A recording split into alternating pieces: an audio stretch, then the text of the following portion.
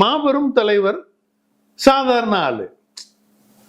நீங்க அவரை பார்க்கணும் அப்படின்னு சொன்னா அவர் ஒரு மாபெரும் தலைவர். இன்னைக்கு நீங்க எல்லா பகுதிகளிலையும் அவர் நம்மளை விட்டு மறைஞ்சிட்டாரு. ஆனா எல்லாரும் மனங்கள்லையும் குடியிருக்கிறார். நீங்க ஏழை எளிய மக்கள் பெரும்பாலும் நீங்க பாத்தீங்கன்னா ஏழை எளிய மக்கள், பணக்காரர்கள்னு நீங்க சொல்றதை விட ஏழை எளிய மக்கள், ரிக்ஷா ஓட்டுறவங்க கூட இன்னைக்கு அவர் போட்டோவை வச்சு அவருடைய நினைவு நாள்னா ஒரு வாழைப்பழம் பத்திய கொளுத்தி வைக்கிறாங்க. அப்ப இது என்ன அப்படின்னு கேட்டீங்கன்னா, மக்கள் மனங்களில் நிரந்தரமாக வாழ்ந்தவர் அப்படின்னு சொன்னா அது எம்ஜிஆர் அவர்கள்.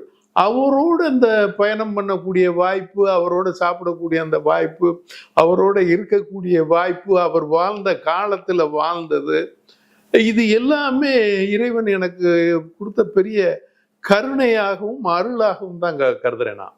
இது ஒரு பெரிய பாக்கியம்.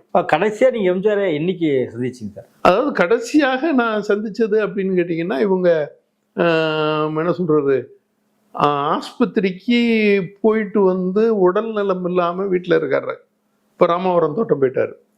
இப்ப இந்த உடல் நிலைமை இல்லாம இருக்கிற காலகட்டங்கள்ல சாயங்காலங்கள்ல போவேன்.